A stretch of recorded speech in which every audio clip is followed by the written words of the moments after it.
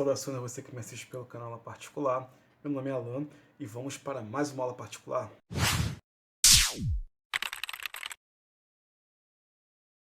Meus amigos, nessa nossa segunda aula do curso de montagem e manutenção de computadores, nós vamos conhecer um dos componentes que tem mais fama, digamos assim, no mercado, assim, pelos defeitos, né, por conta de quedas de energia, por conta de blackouts e outras coisas assim, que é a nossa fonte de alimentação.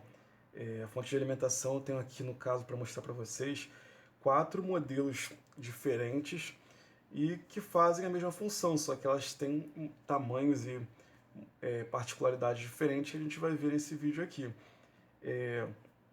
A fonte de alimentação do computador, o nome fonte, eu acredito que ele se reporte à ideia de um rio, por exemplo. A fonte de um rio é onde começa tipo assim, minar água, né, a jorrar água, e depois ele vai crescendo e alimentando o rio, né,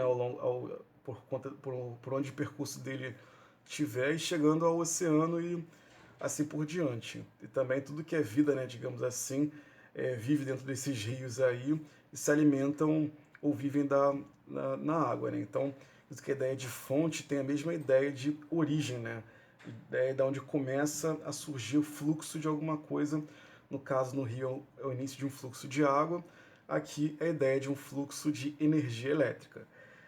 A fonte de alimentação, ela trabalha da seguinte forma: ela recebe a energia da tomada via, por exemplo, um cabo como esse daqui. Ele tem esses 3 pinos aqui. Geralmente esses pinos são fase, neutro e terra, ou fase, fase e terra. Então essa fonte, esse cabo aqui, ele trabalha tanto com 110 como com 220. Então esse cabo aqui, ele tem uma ponta que vai na tomada, a energia vem por ele, chega aqui na ponta, e a gente tem esses encaixes aqui, ó, essa parte aqui de trás da coisa, que nós encaixamos a tomada aqui. Assim como nessa daqui também nós temos a mesma entrada, essa daqui também, essa daqui também. Então a fonte, ela pega essa energia que vem da tomada. Essa energia que vem da tomada, ela não serve para que a gente trabalhe com a placa do computador, com HD, com driver de CD e outras coisas. Ela não serve. Primeiro porque ela é uma energia muito alta para esses tipos de circuito. A energia que vem da tomada, ela pode ser 127, pode ser 220 ou 380 volts. Ela é muito alta para que se trabalhe aqui, dentro do componente diretamente. Até porque se eu tivesse essa fonte, se ela fosse direto da tomada para trabalhar dentro do computador sem nenhuma conversão, ela não poderia ser bivolt, porque eu teria que ter uma fonte para 110, uma fonte para 380, outra fonte para 220. Então, esse é um dos motivos de eu possuir uma fonte. Então, ela pega a energia que ela é mais alta, né, 110, 220, 380, e ela rebaixa essa energia para quase 10 vezes menos, por exemplo. Então, se eu tenho, por exemplo, entrada aqui de 110, 220 volts, eu aqui na saída eu tenho menos energia. E também aqui eu não tenho só uma divisão de energia. Eu tenho aqui no fio amarelo, por exemplo, essa saída aqui, eu tenho 12 volts no amarelo, tenho 5 volts no vermelho, eu tenho 0 aqui no preto, tenho 3.3 no laranja, e aqui nessas outras aqui, eu tenho, por exemplo, nesse cabo aqui central, esse daqui que é esse daqui, eu vou ter aqui nesse fio roxo, que a gente chama de standby, que é como se fosse na TV ou algum outro dispositivo, aquela luzinha vermelha dizendo que ele está energizado. Eu tenho aqui 5 volts, as outras coisas que a gente já falou. Aqui nesse azul aqui, eu tenho menos 12 volts. Nesse cinza aqui eu também tenho 5 volts. E nesse verde também eu tenho 5 volts. Então, o primeiro papel dela é esse, ela vai receber a energia que vem da tomada por aqui, e aqui nessas pontas ela vai entregar uma energia mais baixa, ela vai entregar uma energia mais baixa. E também outra coisa, aqui só entra um tipo de voltagem, aqui só entra 110 ou 220, só que aqui eu tenho pelo menos 4 ou 5 saídas diferentes de voltagens. Eu tenho uma voltagem de 3.3, de 5, de 12 e de menos 12 volts aqui. Então, aqui nesses cabos aqui, eu tenho só uma entrada com uma voltagem, tenho várias saídas diferentes para essa voltagem aqui. Então, a primeira função dela é essa, rebaixar, né, pegar o mais alto e diminuir, e distribuir para várias voltagens menores diferentes. Essa é a primeira função. A segunda função dela é converter a energia alternada em energia contínua. Eu tenho um vídeo que eu vou deixar aqui no card, aqui em cima, nesse ponto aqui do vídeo, essa parte aqui do vídeo. Esse card ele mostra uma aula de eletrônica no qual eu mostro o que é energia alternada e o que é energia contínua. Então, ele vai pegar a energia alternada, que entra aqui na tomada. Energia alternada, ela é uma energia que ela tem de um tempo ela é positiva, outra é negativa. Positiva e negativa, por isso que é alternada. É como se eu tivesse... Vou fazer aqui um desenho. É como se ela saísse de um lado, eu tivesse aqui um fio. Ela fosse, por exemplo, num tempo ela fosse, por exemplo, mais por aqui. Enquanto isso aqui ela está menos. Aí depois chega um ponto que ela faz o contrário. Essa daqui passa para cá e essa daqui passa para cá. Aí essa aqui começa a ser tudo negativo e aqui tudo positivo. Então ele fica trocando toda hora. Positivo, negativo, positivo, negativo. Então acaba que eu não consigo ter um controle efetivo dessa energia, porque toda hora ela muda de posição, toda hora ela muda de lugar. Então toda hora ela mudando de posição, ela atrapalha o controle do que eu posso fazer. Como é que eu vou trabalhar com uma energia que toda hora troca de posição? Então, dentro de circuitos eletrônicos. Então, o que eu faço? Eu preciso converter ela de uma energia alternada para uma energia contínua. O que a energia contínua é? Ela o tempo inteiro ela vai ser positiva de um lado e vai ser o tempo inteiro negativa do outro. Elas nunca vão se cruzar, o tempo inteiro ela é positiva de um lado e negativa do outro. Por isso que eu preciso da conversão de energia alternada em energia contínua, porque eu sabendo o que cada fio é, se ele é positivo ou negativo, é mais fácil eu conseguir obter controle e de conseguir entregar, distribuir ele melhor, do que toda hora ele vai para um lado, volta pelo outro, fica essa situação aí. Então, a outra função que ela tem é essa, além de diminuir a voltagem, ela também converte a energia de alternada para contínua. Então essa é a segunda função da fonte. E a terceira função dela é abastecer, né, alimentar a placa do computador e ter também esses encaixes aqui, que no caso esse daqui a gente chama de SATA. A gente tem esse daqui que é para a placa de vídeo chamada PCIe. Temos esse aqui principal, que é o conector ATX. Temos esse aqui que é o serial. E temos esse aqui também, que é para placa de vídeo. Perdão, esse aqui é para processador. Esse aqui é para processadores que requerem uma alimentação de 8 pinos. E esse aqui é o mais simples para processador também. Então, a terceira função dela é essa. Ter os encaixes, né, ter os fios que vêm dela e abastecer e alimentar o circuito da placa-mãe do computador. Não só a placa-mãe, mas também driver de CD, driver de DVD, HDs e outros. Então essa daqui essa é outra função da fonte. Ela tem essas três funções, como nós já mencionamos. A fonte de alimentação, quando a gente compra, ela é vendida por potência. A potência da fonte de alimentação ela é dada em watt ou watt. Até hoje eu não sei qual é o certo, porque esse termo gera divergências entre os técnicos de diversas áreas. Então tem gente que vai falar que é watt, tem gente que vai falar que é watt. Então, deixa a seu critério aí qual a sua pronúncia. Então as fontes de alimentação são vendidas por watts ou watts e essa potência da fonte ela vai ser de acordo com a quantidade de dispositivos que eu vou alimentar no meu computador. Eu posso ver no meu HD, por exemplo, ou no driver de CD, na minha placa-mãe, no meu processador, na minha placa de vídeo, no que eu for alimentar, quanto que ele consome em watts. Então eu teria que somar esses watts, né, de potência, que, somados, né, o quanto consome a placa-mãe, quanto consome o HD e os outros periféricos, eu teria que fazer uma contagem de quanto que eles consomem, né, fazer um somatório e escolher a melhor fonte. Eu recomendo que você deixe de 10 a 20% a mais do que deu o seu cálculo. Por exemplo, se todos os componentes do meu computador, em total, eles precisam de 250 watts, eu recomendo que você compre uma fonte de 300 watts, que você deixe uma sobra, nunca trabalhe no limite do que ela oferece, até porque para ter uma margem de segurança e ter um desgaste menor. Então, a fonte de alimentação é vendida por watts. Se vocês olharem aqui, eu tenho aqui uma fonte, ó, aqui em cima indica, ó, que ela tem 500 watts de potência.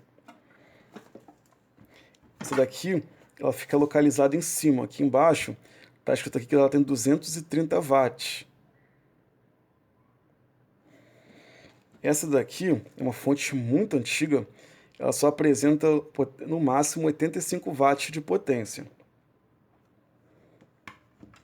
Essa daqui, que é a fonte mais comum que vocês vão encontrar, ela oferece 498 watts de potência. Então aqui eu tenho vários fabricantes, né? Esse aqui é Maxtro, o nome dele. Esse daqui é da Dell. Esse daqui é Seasonic, não sei se a pronúncia está correta. E tem também esse daqui, que é da PC Top. Então existem vários fabricantes de fonte de alimentação. É um componente, digamos, simples de ser fabricado, não requer muita engenharia, muito maquinário. Ele geralmente é feito em processos manuais, né? São soldados geralmente manualmente e geralmente tem um custo bem baixo. Uma fonte geralmente de alimentação mais básica está custando na média aí de 30 a 40 reais, dependendo da sua região. Nova, né? Ela usada varia de 15 a 20 reais, mais ou menos, dependendo da região. Então é um componente bem barato, porque ele tem uma facilidade muito grande de ser produzido. Ele não requer grandes maquinários ou outras coisas assim do tipo. Então nós falamos que a fonte ela é vendida por watt. Mostrei para vocês aqui alguns modelos diferentes, né, de fabricante. E outra coisa é que eu tenho basicamente dois tipos de modelo, né? Eu tenho um modelo de fonte que ela é o modelo que a gente chama de nominal, mas ele é mais conhecido como fonte de alimentação genérica, que é esse tipo aqui que eu tenho aqui. Então esse fonte de alimentação que a gente chama de genérica ou de nominal, ele é o mais comum que a gente tem por aí, porque ele é muito barato. É essa que eu te falei que custa na faixa aí de 30 a 40 reais nova e de 15 a 20 reais usada. É a mais comum que a gente vê por aí. E também tem um índice aí de problemas, né, de queimas, né, assim, digamos, bem alto, né, por conta de descargas elétricas, por conta de ser usado em redes elétricas com alguns tipos de problema, com surtos, né, por não estar sendo usado com estabilizador, nem filtro de linha, por vários fatores, né, e também porque alguns casos, né, alguns fabricantes não fazem com material de boa qualidade. Essa daqui, que é a genérica, ela é do tipo mais fácil da gente achar. Por que ela tem esse nome de genérica ou nominal? Porque aqui, se a gente observar aqui nas especificações dele, ele está dizendo aqui que ele entrega 498 watts de potência, que é 498 watts de potência. Só que, se a gente observar aqui, deixa eu procurar aqui.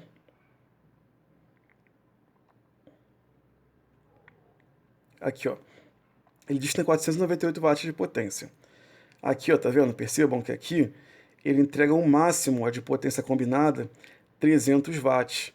Aí você fala, poxa, mas como é que ele disse que tem 498, né, quase 500 aqui no pico, e aqui ele tem 300? Exatamente por conta disso, porque quando a fonte ela está em trabalho, ela está alimentando muitos circuitos, por isso que eu disse da importância de deixar uma sobra, né, de potência, ele acaba perdendo parte da capacidade dele com calor. Ele dissipa parte da energia dele, ele dissipa em forma de calor.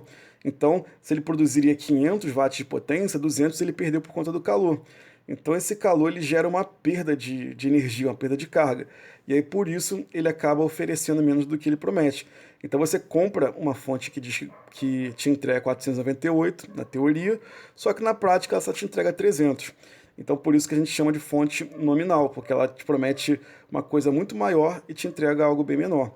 E também ela é mais limitada, porque olha a quantidade de saídas que eu tenho. Ela tem aqui, no caso, uma saída serial, quer dizer, duas saídas seriais aqui, uma para o processador, uma aqui principal, né, de 26 pinos, ou 24 se você remover essa aqui for para placas mais antigas, duas SATAs e só, ela tem muito poucos fios, então eu poderia alimentar aqui no máximo 2, 3 HDs, por exemplo, e um driver de CD, por exemplo, ela já estaria já quase que no limite. Então eu tenho uma opção muito pequena para alimentar dispositivos com uma fonte nominal, porque primeiro que ela me oferece uma potência baixa, eu não conseguiria alimentar todos ao mesmo tempo. Depois porque também eu tenho pouca quantidade de fio nela e eu não teria uma boa qualidade. Assim como também aqui nesse cabo SATA, se vocês observarem, eu só tenho 4 fios aqui. Aqui deveria ter a presença de um quinto fio de cor laranja e ele não tem. Então, para alguns tipos de HDs mais sensíveis, isso é um problema. Então, essa fonte aqui nominal ele é mais barata, mas também ela tem uma aplicação para computadores mais simples, computadores que não requerem tanta performance assim e que não consumam tanto. Então, por isso que a fonte nominal ela tem um atrativo de ser um baixo custo e atende a aplicações assim mais básicas, né, digamos assim. Outro tipo de fonte que nós temos, esse no caso ele já é um valor mais elevado, porque, exatamente por conta da função que eu vou explicar para vocês, é a fonte real. Essa daqui é uma fonte real. O nome dela é fonte real exatamente por conta disso, porque ela entrega o que está escrito aqui. Está dizendo que é 500 watts aqui, ela vai te entregar os 500 watts. Por isso que o nome dela é fonte real. Então aqui, se você observar, ela tem aqui, no caso, as medidas aqui, né, de cada saída, quantos volts e quantos amperes ela entrega. E a fonte real é como se eu tivesse duas fontes dentro da mesma fonte. Eu tenho uma primeira fonte que tem aquela perda que eu falei para vocês, que acontece por causa do consumo dos equipamentos, né, que estão ligados a ela. E aí ela acaba tendo um ganho com essa segunda fonte. Então a fonte primária dela, ela vai fornecer essas energias e vai perder, e a fonte secundária vai corrigir isso daí, vai manter, vai ter uma que a gente chama de retificação, ela vai corrigir esse problema e vai manter esses 500 watts aqui, vai resolver o problema do calor que é perdido e vai compensar isso com essa segunda fonte. Outra diferença dela também é que aqui embaixo ela tem um cooler bem grande, e esse cooler é exatamente por conta disso, por causa do calor que acontece aqui dentro, ele puxa esse calor aqui, esse ar quente daqui de dentro e joga ele para fora. Por isso que ele é mais, até a ventilação dele é mais eficiente e também é reforçada por causa dessa atividade bem alta que acontece aqui dentro. A fonte real tem um peso bem diferenciado em relação à genérica, né? Essa daqui deve ter uns 2,5 kg mais ou menos. Ela é bem pesada, enquanto essa daqui pesa geralmente 600, 700 gramas. Essa daqui já nos pesa 3, 4 vezes o peso, esse daqui da fonte genérica. Então essa fonte aqui é uma fonte mais cara, ela é feita com materiais de melhor qualidade, né, componentes de melhor qualidade, e também ela tem mais saídas. Olha só a quantidade de saídas que essa daqui tem. A gente somar aqui, olha a quantidade de saídas que tem essa daqui em relação à outra. Eu posso alimentar tantas e tantas coisas. Essa daqui tem aquela alimentação principal, né, de 26 pinos que eu havia falado. Esse daqui eu tenho uma, duas, deixa eu ver, 3, 4, 5. Poder alimentar até 7 dispositivos como HD, driver de CD e outras coisas, além de uma placa de vídeo também, que eu poderia alimentar com esse cabo aqui, chamado PCIe. Então eu posso alimentar, tipo, botar no total aí uns 7 dispositivos e mais a placa de vídeo. Então eu alimento praticamente 2 vezes o que a genérica alimenta. Só que o custo dela também é mais alto. Enquanto essa daqui tá uma faixa de 30 a 40 reais, essa daqui você vai pagar uma faixa de 100, nos dias de hoje, né, em 2020, de 100 a 150 reais, dependendo da potência. Quanto maior a potência dela, e também dependendo do fabricante, mais cara ela vai ser. Existem fontes reais de 1000 watts, por exemplo, da marca Corsair, que ela custa aí na faixa de 800 a 1000 reais, mais ou menos, que o pessoal a gente compra para jogos e para máquinas muito potentes, como servidores. Então falamos sobre a fonte genérica e falamos sobre a fonte real também. E essas aqui são duas fontes, essa daqui é uma fonte real também, só que essa fonte ela tem uma potência menor, né? Essa aqui são 230 watts. Perdão, são 350 watts essa daqui. Só que se vocês notarem, olha a diferença de tamanho dessa para essa daqui. Eu vou sobrepor. Se vocês olharem aqui, eu tenho uma diferença de tamanho aqui, ó. Ela é mais fina e também menor do que essa daqui, ó. Eu tenho sobras atrás. Aqui, ó, aqui. Se eu comparar aqui também, ó, ela é bem menor. Então essa fonte aqui, ela é uma fonte que a gente chama de gabinete proprietário.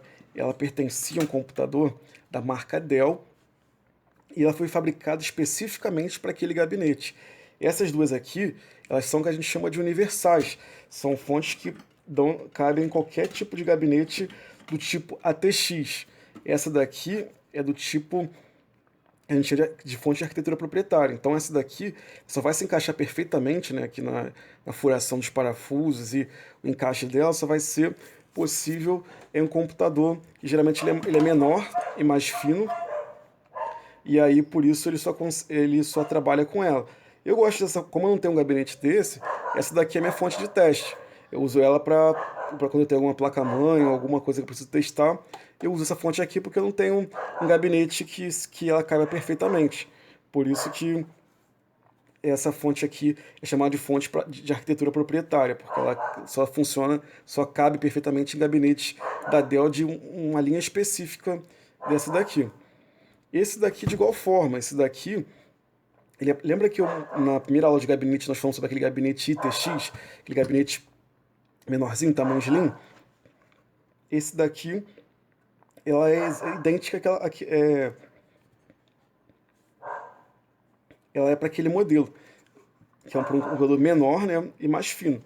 Então essa daqui também é semelhante à arquitetura proprietária, só que esse tipo de formato a gente chama de formato ITX. Então ela é também de arquitetura proprietária, só que o tipo dela a gente chama de ITX. Essas duas aqui são do tipo ATX, que são os computadores mais populares que a gente tem aí. Basicamente 90% dos computadores que a gente tem no mercado, ou mais, né, são desse tipo aqui que a gente chama de ATX. Agora eu vou fazer algo que eu não recomendo que você faça isso em casa, principalmente se a fonte já foi ligada há pouco tempo, porque isso tem um certo risco de choque elétrico. Mesmo ela desligada, ela oferece risco de choque elétrico. Algumas fontes têm até algum aviso aqui dizendo para você não abrir caso você não seja um profissional da área. Mas eu vou fazer isso em demonstração para vocês, mas não façam isso. Eu recomendo que vocês não façam isso se a fonte for ligada há mais de 10, 20, 15 minutos assim atrás, e recomendo que vocês não façam isso. A outra dica que eu vou deixar aqui em cima no card é como testar a fonte de alimentação. Eu tenho um vídeo aqui explicando como é que a gente testa a fonte, sabe se a fonte está boa ou se ela está ruim.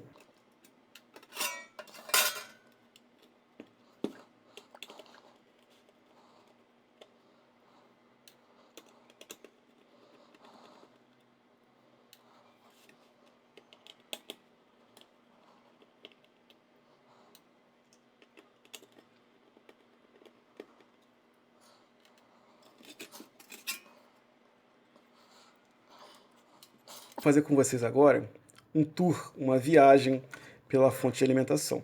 Eu não vou dizer qual é a função dos componentes, só vou dar nome a eles e explicar para vocês. Quer dizer, na verdade, vou dar só o nome deles, e quando vocês assistirem curso de eletrônica, nós vamos ver componente a componente desse daqui. No final do vídeo eu vou deixar a playlist do curso de eletrônica. Vocês vão ver a função de cada componente desse daqui. Aqui o intuito é mais para quem está iniciando na informática, quem nunca fez manutenção de computador, é mais para incentivar vocês a quererem aprender. Mas, em princípio, só vou dar nome aqui dos componentes. Aqui, ó, na fonte, eu tenho essa entrada aqui, que é a entrada de energia. Esse cabinho aqui do meio, a gente chama de terra, ou aterramento, que é o fio que, em caso de uma sobrecarga aqui dentro, né, ele vai descarregar essa energia aqui na carcaça da fonte. Então esse fio aqui a gente chama de fio terra. Aqui nós temos um cabo que ele vai levar energia para a placa, seja fase ou seja neutro. Então lembra que eu falei para vocês que a energia alternada, toda hora ela muda de posição? Então por esses dois fios aqui, ela vai entrar energia e vai vir aqui para a placa. Aqui eu tenho um cooler, né, que é o ventilador que puxa o ar quente e joga ele para fora, só que ele é muito pequeno em comparação àquele da fonte real. Aqui eu tenho uma chave seletora, né, de 110 e 220. Cuidado para não inverter isso daqui, porque se eu ligar aqui 110 e aqui minha energia entrar 220, eu vou queimar essa fonte, eu vou estourar essa fonte. E se o contrário, se for 110, eu deixar selecionado em 220, a fonte depois de uns 5 a 15 minutos ela vai desligar porque ela não tem energia suficiente para trabalhar. Então é importante você trabalhar com a tensão correta. Existem algumas fontes, geralmente quase toda fonte real, ela é bivolt. Sozinho, quando você coloca aqui, ela sozinha detecta 110 a 220 e já seleciona, não tendo essa chave aqui. Então já falamos aqui dos dois. Aqui nós temos um fusível de proteção, essa parte aqui. Esse fusível aqui, em caso de alguma falha aqui dentro, né, alguma queima de algum componente aqui dentro, ele se abre e não deixa a fonte receber energia para funcionar. Ou também o contrário, se tiver algum problema aqui na rede elétrica, né, aqui na casa da gente, a tomada da gente, tiver algum problema aqui nele também abre e não deixa circular energia. É um dispositivo de proteção. Eu tenho aqui o que a gente chama de NTC. O NTC, ele é o sensor de temperatura. Se aqui dentro tiver uma temperatura muito alta, ele vai fazer com que essa fonte desligue para evitar a queima dos componentes. Então aqui é o NTC. Aqui eu tenho quatro diodos, esses componentes aqui, que formam o que a gente chama de ponte retificadora, e ele que faz aquela conversão que eu falei para vocês, de alternada para contínua. Essa conversão começa aqui por esses diodos aqui. Eu tenho aqui dois capacitores, né, que são esses componentes aqui, que fazem a filtragem. Eles que eu falei para vocês que a gente tem que ter muito cuidado com ele para não tomar choque, que mesmo desligado, eles conseguem armazenar energia e pode machucar ou provocar queimadura na gente, dependendo da quantidade de energia que esteja armazenada aqui dentro.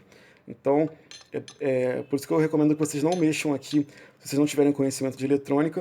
Eu não estou nem pegando aqui embaixo deles, eu estou pegando aqui nas laterais da placa para não correr o risco de tomar uma descarga dele, embora eu já tenha descarregado ele com um componente chamado resistor. Então esses dois aqui são capacitores. Muitos dos componentes se repetem, né? Aqui embaixo, ó, eu tenho três que a gente chama de transistores. Então eu tenho esses três transistores aqui, nós chamamos de transistores chaveadores. Então esses aqui são transistores que vão fazer com que a frequência, né, ela aumente bastante, consequentemente ela vai aumentar também os amperes, né, e também vai ser o suficiente para a gente alimentar os outros circuitos. Então aqui temos aqui os transistores chaveadores. Temos aqui também os transformadores, que esse transformador a gente chama de transformador chopper, e esse daqui a gente chama de transformador drive. Esses menores aqui são chamados de transformador drive. Transformadores têm a função de aumentar ou diminuir a voltagem, né, em certos circuitos, ou a frequência também, dependendo. Então eles são dois transformadores que esse aqui no caso chopper, e esses aqui são chamados de drivers, esses dois aqui menores. Esse daqui é um componente chamado diodo. Ele tem essa faixazinha aqui. Essa faixazinha aqui é o lado que o positivo vai. Ele percorre aqui e aqui é a direção que vai ao positivo. Esse aqui também são capacitores, só que são menores. Capacitores. Esse daqui é o que a gente chama de indutor ou bobina, esse azulzinho aqui. Indutor ou bobina, esse azulzinho aqui. Aqui, ó, eu tenho um componente, esse pequenininho aqui, ó, de 3 perninhas, esse aqui, ele é transistor também, só que ele é um outro transistor diferente desse daqui. Esse também aqui é capacitor, só que é capacitor de poliéster. Esse daqui é capacitor chamado de eletrolítico. Eu tenho aqui um componente chamado de circuito integrado, ou CIPWM. Eu tenho aqui esses perninhas aqui que nós chamamos de jumper. Esse jumper ele liga a parte de cima à parte de baixo, que nós temos componentes também aqui embaixo. Então ele liga a parte de baixo da fonte à parte de cima. O outro também serve para substituir algum componente que o fabricante optou por fazer um custo mais barato. Temos aqui capacitor de poliéster, capacitor de cerâmica, esse daqui. Temos aqui resistores. Resistores são os componentes com várias faixas de cor. Cada cor mostra um valor diferente de resistência. Nós temos aqui esse aqui vermelhinho. O nome dele é diodo, só que ele é diodo Zener. Ele tem uma função diferente desse diodo aqui, que a gente vai ver em eletrônica. Esse daqui também são diodos.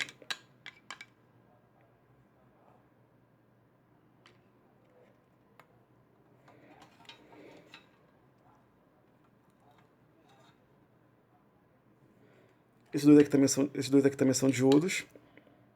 Esse aqui é um transistor. Esse daqui é um transformador, embora ele tenha essa aparência aqui que não parece nada com esse daqui também é um transformador, só que esse transformador é chamado transformador toroide. Esse daqui é um capacitor eletrolítico, diodos. Esse daqui é um indutor também, ou bobina, como é conhecido também por aí. E mais resistores. Então, muitos dos componentes se repetem aqui. Esse daqui não foi nem no intuito da gente fazer uma aula de eletrônica sobre fontes, foi mais para vocês terem conhecimento mais ou menos dos componentes que tem aqui dentro, ver que eles se repetem. Se a gente olhar aqui embaixo, a gente vai ver a diferença, exemplo, você vai ver que tem muitas falhas aqui nessas soldas aqui, falhas que eu digo de formato, não tem um padrão, às vezes um ponto está com mais solda, outro tem menos solda.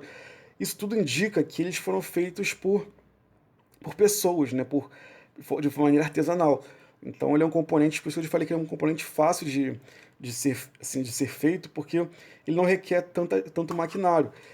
Geralmente essas placas são entregues assim perfuradas, e as pessoas só chegam aqui, colocam, né, os componentes aqui e vão com ferro de solda, colocando um a um aqui, e esses componentes são baratos, coisa de 15, 20 centavos para a gente que é técnico final, deve sair a 1, 2 centavos para a pessoa que tem uma grande fábrica, né, desse tipo de coisa. O meu intuito não é dar uma aula de eletrônica para vocês nesse vídeo. Eu já tenho uma playlist, né, um curso que eu estou fazendo aos poucos, está em fase de construção esse curso de eletrônica, mas era mostrar para vocês, para o usuário, para a pessoa que está fazendo o curso agora, a pessoa que nunca viu uma fonte por dentro, que não conhece os componentes, terem uma ideia dos componentes que vão aqui dentro, que são coisas simples, né? Só que você vê que muitos dos componentes se repetem e eles interligados, eles formam em harmonia esse circuito que eu vi falado para vocês, que entra uma energia mais alta, eles rebaixam, sai de maneira contínua e distribuída pelos cabos. Então, o que eu queria mostrar para vocês nesse vídeo era isso. Eu agradeço vocês pela participação. Se vocês quiserem, peço que vocês deixem o feedback de vocês aqui embaixo no vídeo. Se inscrevam no canal, curtam o vídeo, compartilhem nos seus grupos de WhatsApp, de técnico de outras pessoas. Eu vejo vocês no próximo vídeo. Então, um grande abraço.